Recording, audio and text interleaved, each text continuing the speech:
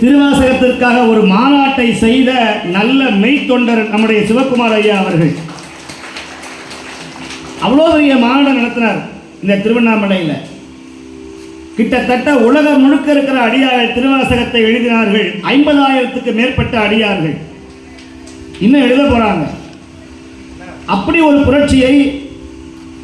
புரட்சியை இந்த திருவண்ணாமலையில் ஏற்படுத்த போகிறார் நம்முடைய திருப்பெருந்துறை திருவண்ணாமலை சிவனடியார் திருக்கூட்டத்துடைய தலைவர் நம்முடைய சிவகுமார் ஐயா அவர்கள். ஆக இன்னைக்கு சித்ரா பௌர்ணமி, நிறைய அடியார்கள் கூட்டத்தில் மாட்டிக்கிட்டாங்க. சரியான கூட்டம். 20 லட்சம் பேருக்கு முன்னாடி சில பேர் எதிர்த்து வந்தார்கள், சில பேர் நீந்தி வந்தார்கள். மக்கள் வெள்ளத்தில் நீந்தி வந்த மாதிரி எப்படி உள்ள சில பேர் வந்து கொண்டே இருக்கிறார்கள்.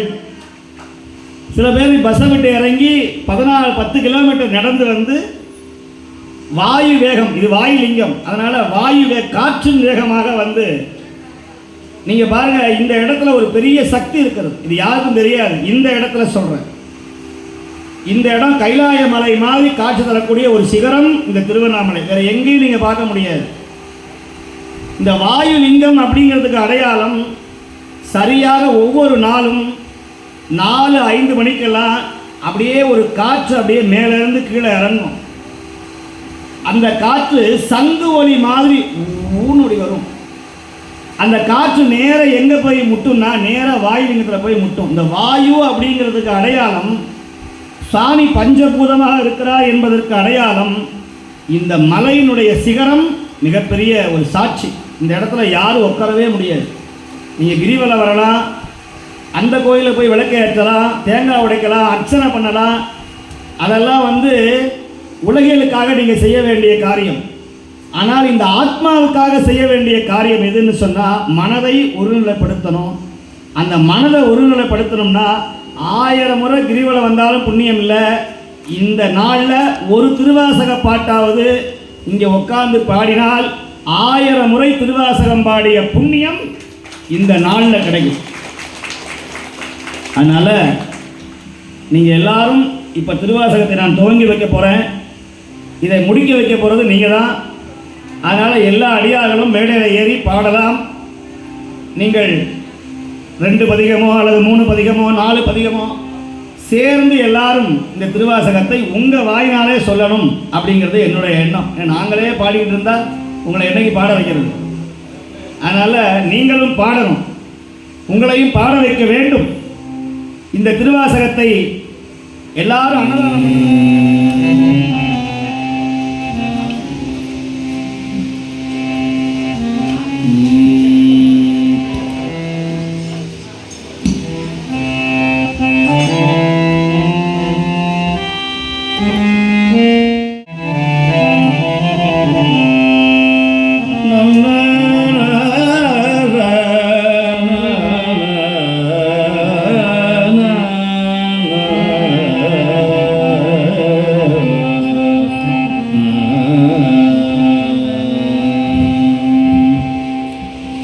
தொல்லை இரும் பிறவி சூழும் தலை நீக்கி அல்லல் அறுத்து ஆனந்தமாக்கியதே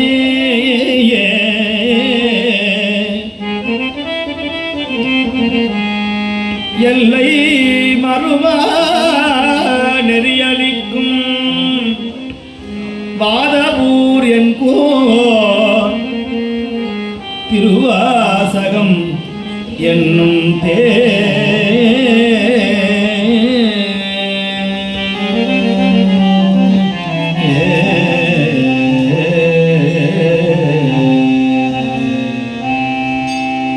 நமச்சிவாய வாழ்க, நாதன் தாழ் வாழ்க, இமை பொழுதும் என்னென்னில் நீங்காதான் தாழ் வாழ்க.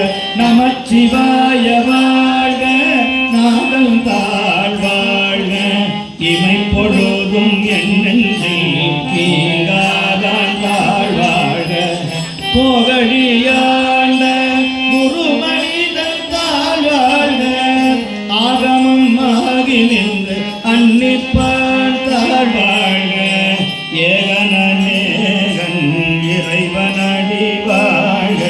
வேகம் கெடு தாண்ட எந்த நடி வெல்க பிறப்பருக்கும் பின்னதங்கள் கைகளல்கள் வெல்க புறத்தார்க்கு சேயோட்ட பூங்கடல்கள் வெல்க கரம் குவிவார் உள்மகிழும் போன்கடல்கள் வெல்க சிரம் குவிவார் சீரோன்கடல் வெல்க ஈசனடி போற்றி எந்தையடி போற்றி தேசனடி போற்றி சிவன் சேவடி போற்றி நேயத்தே நீங்க நிமலனடி போற்றி மாய பிற பருக்கும் மன்னல் நடி போற்றி சீரா பெருந்துரைனம் தேவனடி போற்றி ஆராத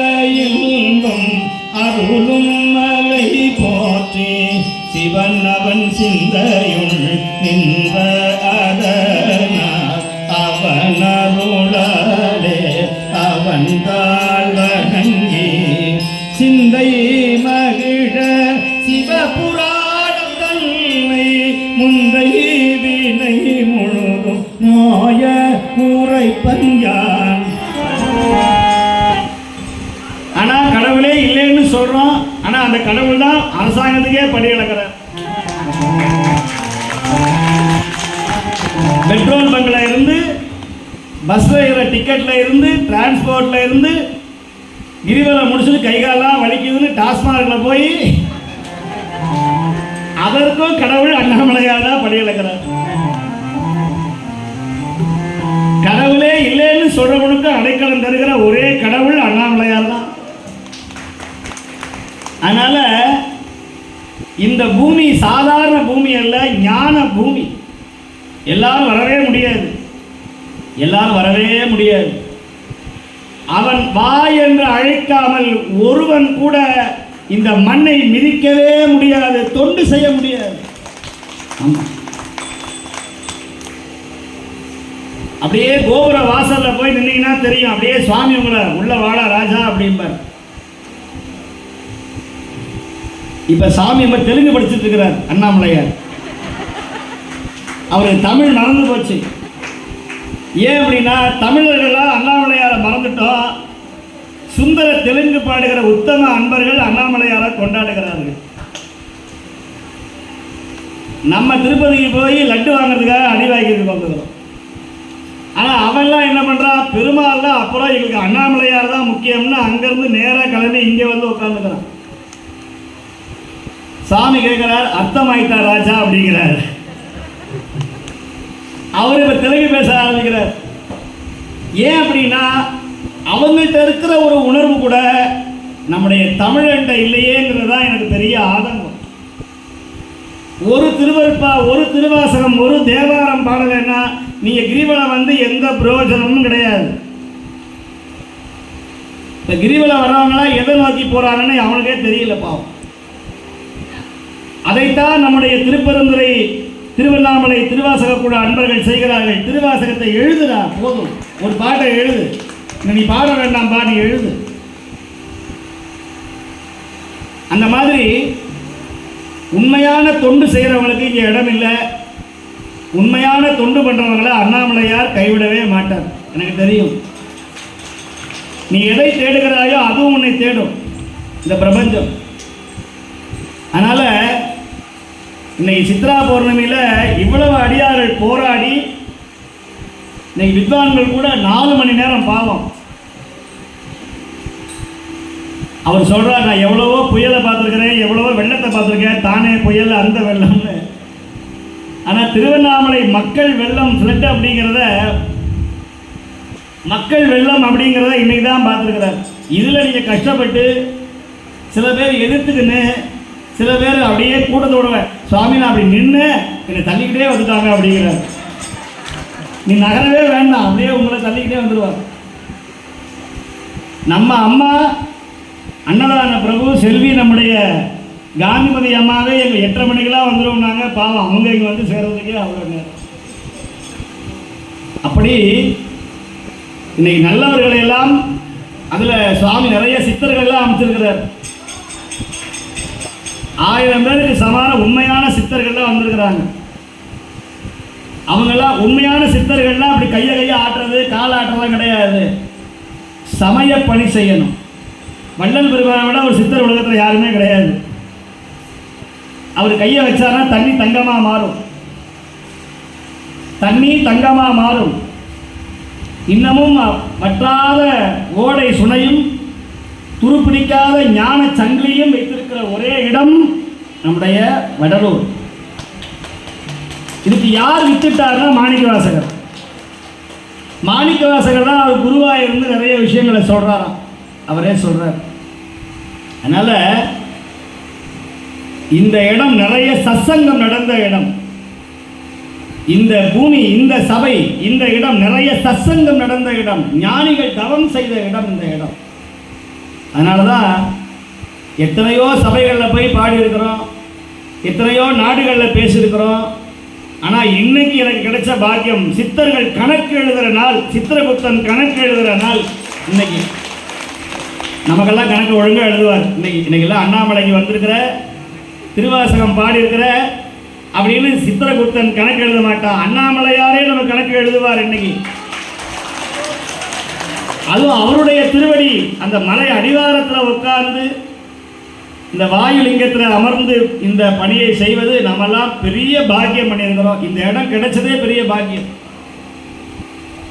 நான் இந்த முதல்ல வரும்பொழுது நிறைய அன்பர் சொன்னாங்க, பெரிய பெரிய மண்டபம்லாம் இருக்குது, காட்டேஜெலாம் இருக்குது, அங்கே போய் நடத்தலாமே சாமி. நாங்கள் இல்லைப்பா, நம்ம சாமி சொன்னார் இந்த இடத்தோட சிறப்பு வராது, ஒரு தடவை வந்து பாருங்கன்னார். ராத்திரி நேரம் அப்படியே ஒரு 8:30 மணிக்கு வந்து அந்த நிலா வெளிச்சத்தில் அப்படியே அண்ணாமலையாரை பார்த்தா ஒரு மேகம் வந்து அப்படியே மேலே மோதிச்சு. அப்படியே பிறை மாதிரி சடையில் பிறை அணிஞ்சு காட்சி கொடுத்தார். சுவாமிக்கு கைலாயமாகவே காட்சி கொடுத்தார். அன்னைக்கு நாங்கள் ஒரு பேட்டி எடுக்கும்போது ஒரு பக்கத்தில் ஒரு மேகம் அப்படியே கைலாய மலை மாதிரியே பக்கத்தில் ஒரு மேகம் வந்து காட்சி கொடுக்குது. நிறைய மிராக்கள் பண்ணக்கூடிய மலை இந்த மலை. கைலாய மலையில் எப்படி மேலே விமானம் செல்லாதோ, எப்படி காந்தம் இழுக்கிறதோ, அதுபோல காந்த மலை ஆற்றல் பெற்ற ஒரே மலை திருவண்ணாமலை. நான் போன வாரம் வெளிநாடு போயிருந்தேன். அங்கே ஒரு பெரிய கல் ரமணாசிரமம், அங்கே ஒரு கிளை துவங்க போனாங்க. நான் தான் அடிக்கல் நாட்டினேன். இது என்னையா கல் அப்படின்னு. சுவாமி திருவண்ணாமலையில இருந்து கொண்ட கல். இதையே அங்கேருந்து இங்கே கொண்டாந்துருக்கிற அந்த ரமணாசிரமம் நடத்துகிறவன் யார் தெரியுமா? ஈரான் முஸ்லீம். ஈரான் நாட்டில் பிறந்த முஸ்லீம் தான் அந்த ரமணாசிரமத்தை கட்டி அண்ணாமலையாருடைய புகழை ஆஸ்திரேலியாவில் செய்யறான் அப்படின்னு சொன்னால், இன்னைக்கு எனக்கு என்ன ஆச்சரியம்னா, வேற்று மதத்தவர்கள் கூட நம்முடைய கடவுளை, நம்முடைய சமயத்தை பின்பற்றுகிறார்கள். ஆனால் தமிழ்நாட்டில் தமிழனாக பிறந்த நம்ம என்ன செய்கிறோம்? அண்ணாமலையார. அதனால் எல்லாரும் உற்சாகமாக இந்த மலையை பார்த்து வந்தவர்கள் பாக்கியசாலி, வராதவர் யூடியூப்லேயே பார்க்குறாங்க உலகம் முழுக்க. எல்லாரும் புண்ணியம் கிடைக்கட்டும். அதனால இந்த மலை அடிவாரத்தில்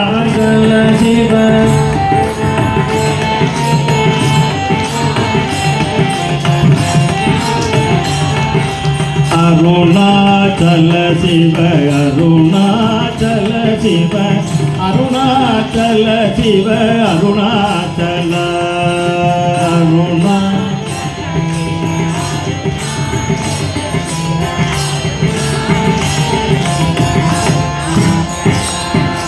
அருணாச்சல சிவ அருணாச்சல சிவ அருணாச்சல சிவ அருணாச்சல அருணாச்சல சிவ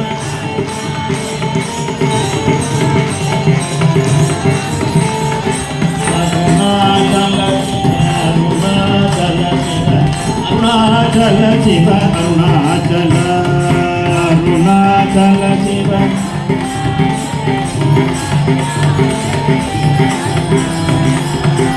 அருணாச்சல சிவ அருணாச்சல சிவ அருணாச்சல சிவ அருணாச்சல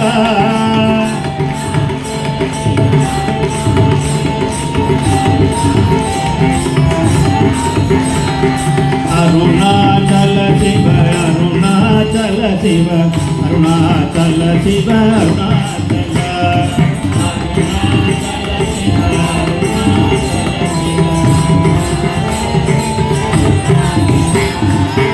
அருணாச்சல சிவ அருணாச்சல சிவ அருணாச்சல சிவ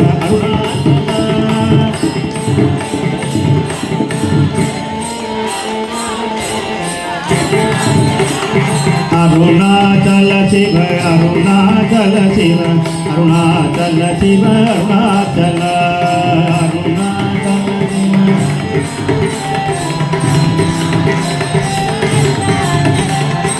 அருணாச்சல சிவ அருணாச்சல சிவ அருணாச்சல சிவ அருணாச்சல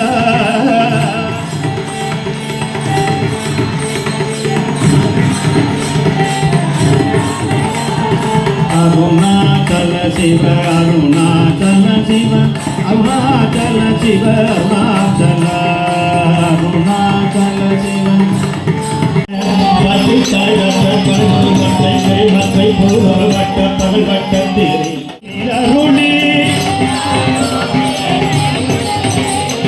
தந்த பள்ளியில் தாழ்மொழி தன்னோடும் நிலைக்கும் கிராத வெறமோடு இந்துகவாயவர் கிராத கொன்றை நந்தடம் படிக்கும் கேவலராகே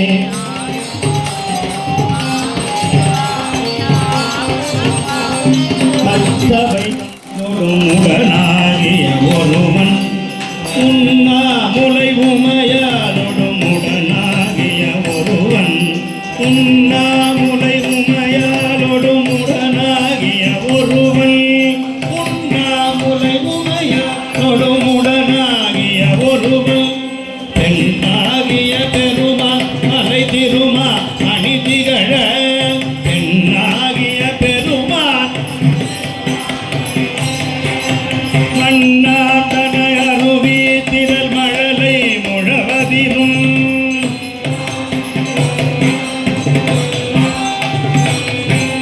மன்னாதன அருவி திரள் மழலை முழவதிரும்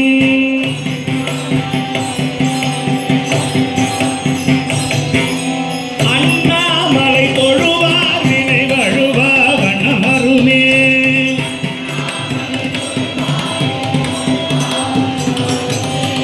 அண்ணாமலை தொழுவா வினை வழுவா வண்ணமருமே